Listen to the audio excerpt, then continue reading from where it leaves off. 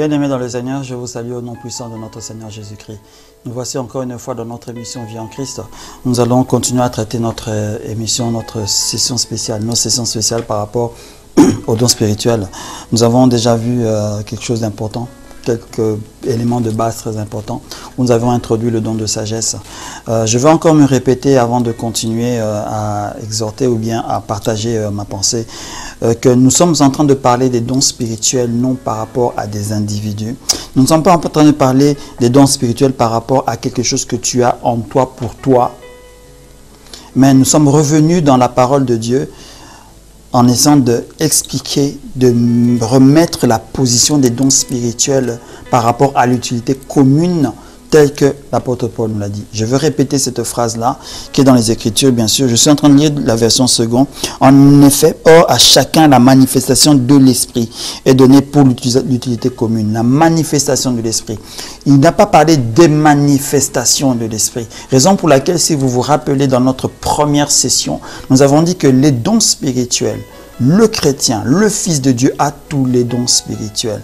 Que le Saint-Esprit active un don particulier par rapport à sa présence dans le corps de Christ. Et on peut comprendre cela pour quelle raison? C'est pour une utilité commune. C'est pour le corps de Christ.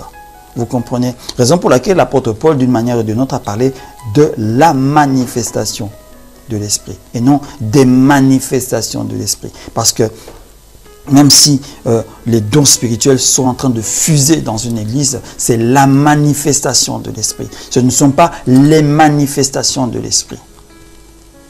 Cela paraît un peu, comment je peux dire, je ne sais pas, peut-être un petit contraire, peut-être c'est peut-être flou et autre, mais écoutez, je préfère garder la position que l'apôtre Paul a donnée ou que la Bible est en train de nous donner. C'est la manifestation de l'Esprit. Ce ne sont pas les manifestations de l'Esprit. C'est la manifestation de l'Esprit. Essayons de comprendre par rapport à ça.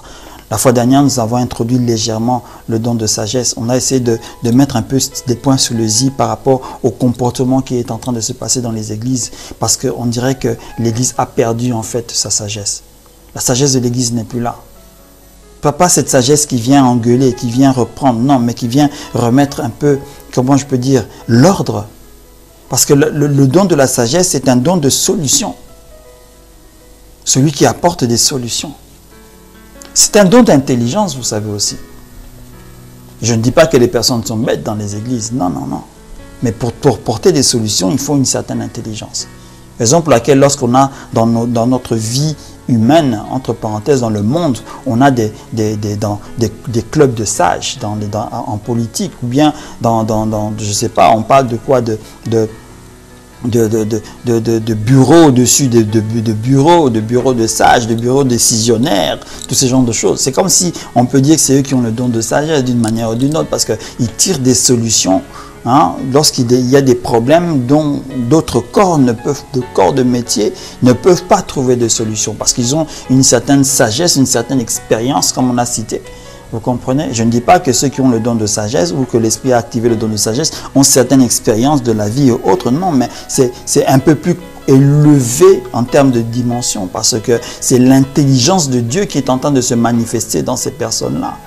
Parce que vous savez très bien que nous avons une certaine intelligence qui nous a déjà été impartie par le Seigneur. Et vous savez aussi que par rapport à ça, je ne veux pas être honteux de le dire. Le Seigneur sait qui utiliser. Vous comprenez? Si il y a eu ce débat théologique qui, pour moi, n'a pas de sens, pour quelle raison le Seigneur a choisi l'apôtre Paul pour faire tout ce qu'il a fait? Pourquoi n'avait-il pas choisi Jean, Pierre, etc. pour écrire tous ces livres et autres? Il faut comprendre l'histoire aussi et connaître qui était l'apôtre Paul. Quelle intelligence il avait, parce que c'était un homme intelligent. C'était un homme érudit de sciences littéraires ou philosophiques de cette époque-là, dans cette condition-là. Et le Seigneur ne pouvait qu'utiliser une personne de cette tranche de vie pour écrire ces paroles aussi complexes et compliquées qu'il a écrites, avec lesquelles les gens débattent jusqu'à aujourd'hui, refusant, acceptant, etc. Ce sont des pertes de temps, malheureusement. Parce que cette complexité, si cette parole de Dieu vous envoyait une complexité, elle vient de l'Esprit, parce que ça a été infusé par l'Esprit à l'apôtre Paul pour écrire cela? Ne disons-nous pas que toute parole toute écriture est inspirée de Dieu pour corriger, pour instruire? Pourquoi pas celle que l'apôtre Paul a écrite aussi? Parce qu'elle a été inspirée par l'Esprit de Dieu. Donc le Seigneur aussi, comme je viens de le dire, entre parenthèses, il n'utilise pas n'importe qui. Et ce n'est pas n'importe qui aussi souvent qui a un esprit de sagesse. Attention, ne nous méprenons pas là-dessus. Le Seigneur donnera l'esprit, le Saint-Esprit activera l'esprit de sagesse à une personne qui a une certaine connaissance d'esprit, une certaine intelligence d'esprit, si on peut le dire ainsi. C'est pas tu viens en Christ d'un coup comme ça, ouais, baptisé du Saint-Esprit, papa, et tout, entre parenthèses, tu parles en langue et qu'on sort, d'un coup, Seigneur, le Seigneur te donne l'esprit de sagesse comme ça. Non. Le Seigneur te regarde, il sait qui tu es, il sait comment tu as, pas comment tu as étudié, mais il sait comment tu réfléchis, comment tu, je peux dire, me permettre de dire, comment tu parles, comment tu exprimes les choses. C'est par rapport à ça qu'il sait qu'il peut manifester la sagesse en toi ou pas. Le Seigneur n'est pas bête, vous savez. Hein? Nous-mêmes, les hommes, regardons nous-mêmes, lorsque nous créons une société, une compagnie, nous ne voulons pas engager n'importe qui. Pourquoi nous demandons des CV et ceci ou cela, même s'il y a d'autres réalités? Hein? Parce que nous ne voulons pas prendre n'importe qui. Nous ne voulons pas amener n'importe quelle intelligence à une place qu'il ne faut pas. Et le Seigneur aussi, il fait de même. Le Seigneur n'est pas différent de nous, entre parenthèses.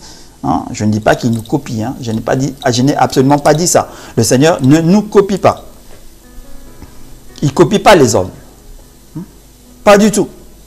Mais il est capable de faire certaines choses au-delà de ce que nous sommes en train de penser. Et pour cela, il veut utiliser les personnes qu'il faut. Il utilise les personnes qu'il faut. Ce n'est plus comme à l'Ancien Testament, pendant les problèmes de loi, etc. Il pouvait utiliser, c'est vrai qu'il voulait aussi, des personnes qui peut-être n'avaient pas d'importance et autre chose. Mais nous sommes dans une époque où nous sommes dans un moment tellement crucial pour le Seigneur aussi, qu'il ne peut pas utiliser n'importe qui aussi. Nous devons comprendre cela. Raison pour laquelle, si nous devons revenir avec la réalité du corps, parce que je crois que nous allons essayer peut-être de partager de cela. Ce n'est pas n'importe qui a une tête. Ce n'est pas n'importe qui aussi qui a un pied. Ce n'est pas n'importe qui aussi qui est une main. Le Seigneur sait utiliser qui doit être une main, qui doit être les yeux, qui doit être les oreilles. Il ne va pas utiliser quelqu'un qui était le pied pour être à la place de l'oreille, la personne deviendra sourd. Le corps devient sourd, il n'avance pas, il n'entend pas, il n'écoute plus. Parce que ceux qui étaient là, qui ont la faculté d'entendre l'Éternel, ne sont pas à leur place. Or, les personnes qui ont cette faculté, le Seigneur le sait, le connaît, les connaît.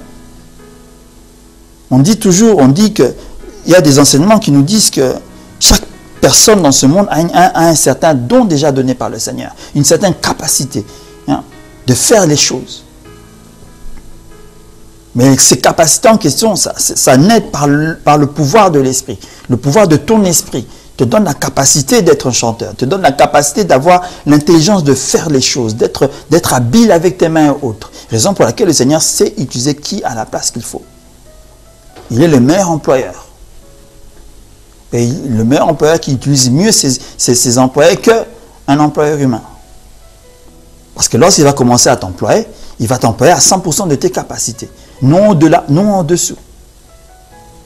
Raison pour laquelle, si tu n'es pas assez, entre parenthèses, intelligent, si je peux me permettre, excusez-moi, je n'injure personne, le Seigneur ne peut pas te permettre de t'utiliser avec le don de sagesse. Parce que ton intelligence ne sera pas apte à recevoir cette sagesse-là. Mais au contraire, tu peux prier le Seigneur pour te donner de la sagesse pour certaines circonstances. Mais cela ne dit pas qu'il te donne un don de sagesse. C'est deux choses différentes. Les épîtres nous le disent. Si vous avez besoin de sagesse, demandez-le au Seigneur. Parce que la sagesse, c'est l'intelligence. Et l'intelligence permet de sortir de certaines circonstances négatives de la vie. D'avoir des solutions à des choses impossibles de la vie. Mais cela ne dit pas que tu as le don de sagesse. Parce que cette intelligence, cette sagesse ponctuellement donnée pour une circonstance donnée. Mais non quelque chose de continu pour le bien commun de l'Église. Je reviens à nouveau sur cette base, parce que nous devons toujours atterrir sur cette base-là. Si cet avion de ce don n'atterrit pas à l'aéroport de l'utilité commune, alors le contenant de cet avion-là n'est pas fait pour l'utilité commune, n'est pas fait pour l'Église, qu'il aille atterrir ailleurs. Donc si tu as quelque chose en toi que tu manifestes qui n'est pas pour l'utilité commune, mais qui pour ton utilité à toi, attention, arrête-toi là. N'entre pas dans les églises pour mettre le trouble, pour mettre le désordre et pour tuer. Parce que tu vas tuer, tu vas déclencher des guerres, tu vas déclencher des destructions. Ah mais oui. Et c'est comme ça que le diable est en train d'agir. C'est comme ça qu'il est en train de faire les choses. Ne vous méprenez pas. Il est en train de tuer. Et nous sommes tous des aveugles. Nous ne voyons pas qu'il est en train de tuer. Parce que nous laissons n'importe qui parler. Nous laissons n'importe qui dire, planter des graines de guerre. Où sont les sages qui doivent mettre la paix? Où sont les sages qui doivent apporter avec leur intelligence, apporter un renouveau, un nouveau souffle? Tranquilliser le peuple de Dieu dans ces moments troublés que nous sommes. Parce que nous sommes dans des moments troublés, vous savez. Je ne sais pas le moment où l'émission passera, mais vous devez savoir que nous sommes dans des moments troublés. Mais dans ces moments troublés en question, aucune sagesse ne sort. Aucune parole de sagesse ne sort. Aucune parole intelligente ne sort sur l'utilité commune, pour le commun de l'Église. Rien. Le silence. Tout le monde dort. Nous sommes en train de dormir. Réveillons-nous.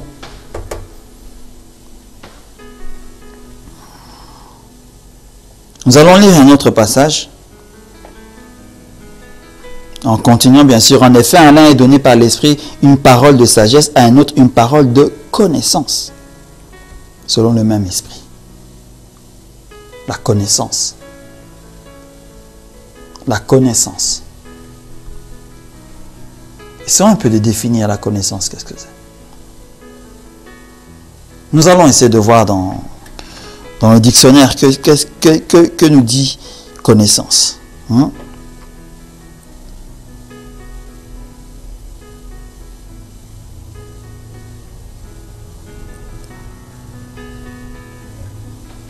Que nous dit le dictionnaire par rapport à la connaissance? Je vais prendre le dictionnaire de Larousse, que tout le monde connaît. Nous savons que connaissance vient du verbe connaître. D'accord? Action, fait de comprendre, de connaître les propriétés, les caractéristiques, les traits, les spécificités de quelque chose. Opération par laquelle l'esprit humain procède à l'analyse d'un objet, d'une réalité et en définit la nature. Ensemble de domaines où s'exerce l'activité d'apprendre, de savoir. J'aime bien cette définition. Opération par laquelle l'esprit humain procède à l'analyse. Aujourd'hui, on définit la parole de connaissance parce que, ou on définissait parce que j'ai vécu cela moi-même. Mais quand on rentre dans la parole de Dieu, on voit que ce n'était pas ça. Parce qu'on ne comprenait pas en fait. Quelqu'un qui est juste là, etc. Parce que, je ne sais pas, l'esprit te dit, il a un problème, nanana, et qu'on sort. Tu dis, ok, j'ai une parole de connaissance. Ouais. Est-ce que c'est faux, cette définition qu'on nous donnait? Parce que j'ai su quelque chose qui était caché de lui. Que personne d'autre voit, mais que je connais la chose. J'ai connaissance de cela. J'ai une parole de connaissance. Ok. La définition est donc correcte. La parole de connaissance dans notre monde chrétien. En fait, c'est une révélation de quelque chose qui est caché. Parce qu'il y a tellement de choses cachées dans l'Église que les personnes qui ont des paroles de connaissance, ont la fierté de manifester la parole de connaissance par rapport aux personnes, mais pas par rapport à ce que l'utilité commune appelle. Parce que l'utilité commune demande que les choses cachées puissent être révélées. Ce n'est pas de la prophétie. Attention. Ce n'est pas de la prophétie. Les gens croient que c'est de la prophétie. Non, ce ne l'est pas. Mais révéler quelque chose qui est caché n'est faisable qu'avec le don de connaissance.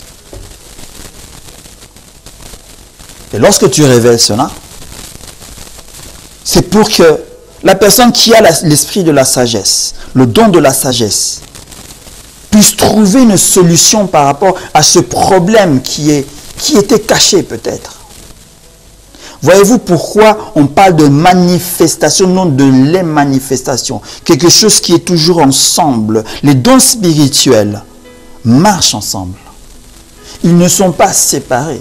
Raison pour laquelle vous pouvez être peut-être perdu en disant que non, mais en réalité, la personne qui a ce don-ci peut manifester ce don-là. Oui. Souvenez-vous, je vous ai dit que le Saint-Esprit n'est pas bête. Il n'est pas une personne de non-sens. Il sait très bien que lorsqu'il active ceci, il y a tel autre élément qui est préactivé, si je peux le dire. Je sens que l'enseignement va peut-être au-delà de ce que vous croyez. Mais réfléchissez, asseyez-vous et regardez ce que vous lisez. Il y a des dons qui sont interconnectés. Ils ne se manifestent pas l'un sans l'autre. Waouh. L'un sans l'autre ne veut pas forcément dire que la personne doit avoir ou doit les posséder. Non, ils sont en contact entre eux. C'est-à-dire que si une personne a le don de sagesse, la personne qui a le don de connaissance à côté de lui peut révéler quelque chose. La personne qui a le don de sagesse peut non donner l'interprétation, mais la solution au problème qui a été révélé. Ne prenez pas simplement les dons de connaissance juste parce que vous voulez en fait piéger entre parenthèses un sorcier. Piéger peut-être une personne qui est venue prier avec vous pour ces personnes qui peuvent s'appeler prophètes ou autres, etc. Parce que je sais pas, excusez-moi des termes, hein, parce que tu as porté le caleçon rouge, tu as porté un pantalon, je ne sais pas, bleu, je ne sais pas, tu as fait ceci juste avant de venir et qu'on sort. Écoutez, le Saint-Esprit n'est pas là. Ce n'est pas l'utilité commune. Attention, les dons spirituels, atterrissons à l'aéroport de l'utilité commune. Non de toi-même. Même si tu crois que tu manifestes ça dans l'église, dans une congrégation. Parce qu'aujourd'hui, malheureusement, il y a tellement de personnes qui ont signé des pactes avec l'ennemi. Et ils ont des esprits malins qui viennent donner des soi-disant connaissances. D'accord? Et les personnes sont en train de les manifester. Et l'église est un peu aveuglée. On est en train de perdre notre temps dans ces choses parce que ce sont des pertes de temps. Où est la croissance de l'église dans ces choses? Lorsqu'il faut révéler, parce que la personne, entre parenthèses, a 30, 50 sirènes dans sa maison.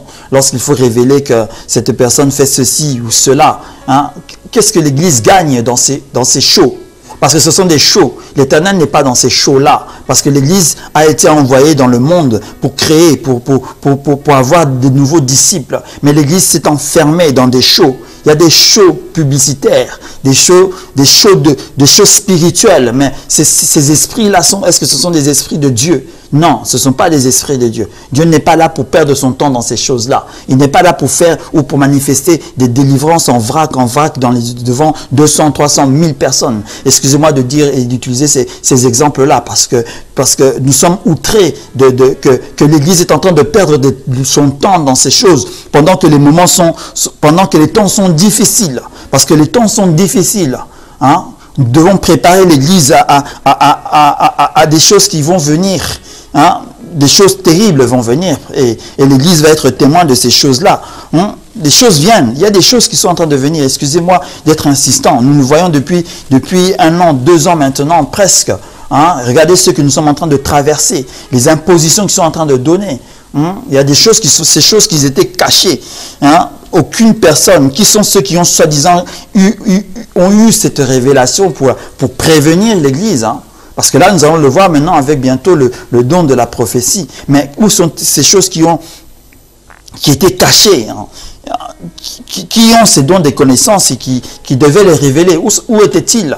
Aujourd'hui, après que 2, 3 ans, 4 ans, 5 ans, ces choses se font maintenant, ils se disent que non, j'étais avec le Seigneur, j'avais eu cette révélation-là, je l'avais écrit, je l'avais annoncé, tout un tas d'histoires. Mais non, mais le problème n'est pas là. Le problème, c'est que lorsque le Seigneur révèle, c'est pour qu'il y ait une solution avec le don de la sagesse, le don du solutionnement. Mais or ça, c'est pas ça. Ça n'a rien à voir parce que ce sont des éléments qui affectent le monde. Mais aujourd'hui, ce qui est en train d'affecter l'Église, hein, où sont les personnes qui devaient révéler ces choses? Où sont les personnes qui avaient la sagesse ou qui ont la sagesse pour donner la solution? Nous sommes en train de dormir. L'Église a échoué. On est en train de dormir. Nous sommes en train de dormir. Acceptons-le. Ce n'est pas une gloire lorsque je suis en train de le dire. Ce n'est pas un honneur quand je suis en train de le dire. Non, pas du tout. Ça ne l'est pas. Ça ne le sera pas. Mais c'est une révolte, parce que nous devons être, en ce moment, être révoltés. Nous devons être révoltés en nous-mêmes. Nous devons être révoltés.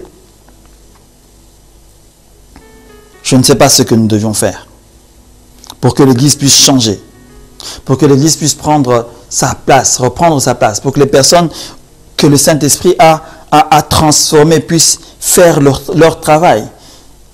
Nous sommes en train de prendre nous sommes en train d'utiliser ces dons pour nous-mêmes.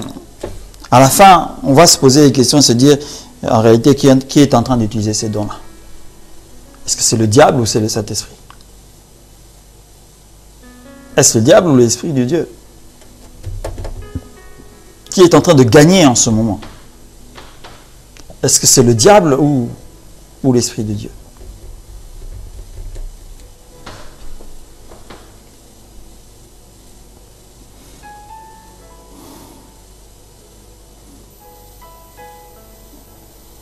À un autre la foi par le même esprit.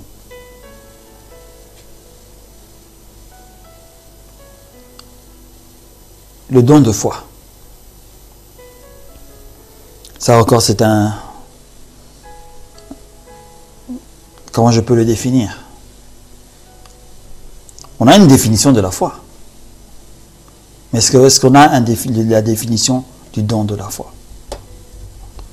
Nous allons essayer de voir ça la semaine prochaine.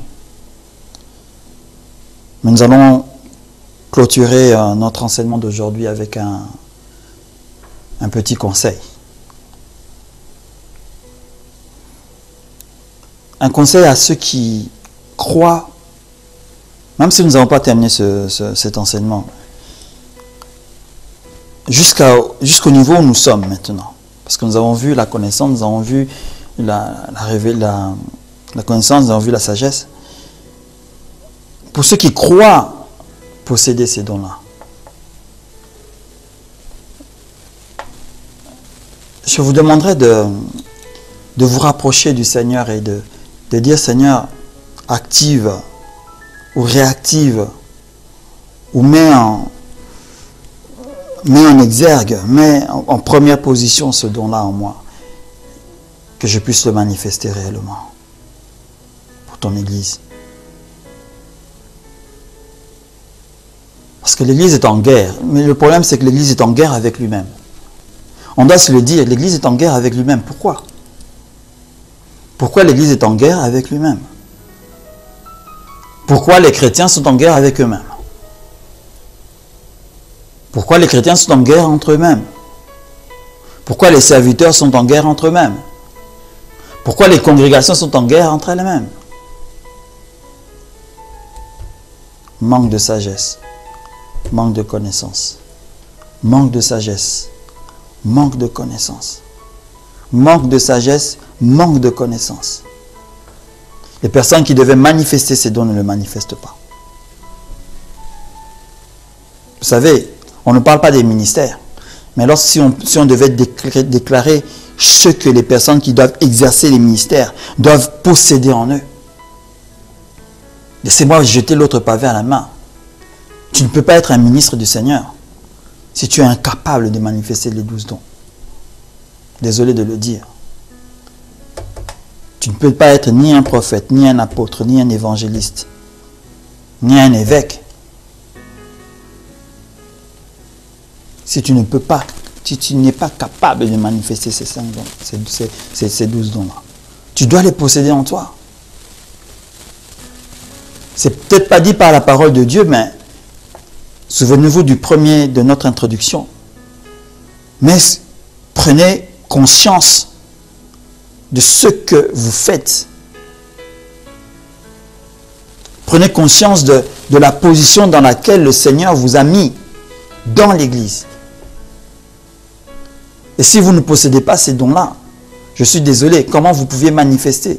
Comment vous pouvez travailler? Comment vous pouvez servir le Seigneur? Si je mets un lien entre ce que je suis en train de dire, c'est parce que nous avons lu cela au début. Relisez un peu le chapitre 12. Le Seigneur a parlé des ministères là. Il a connecté ces éléments-là. Le même esprit.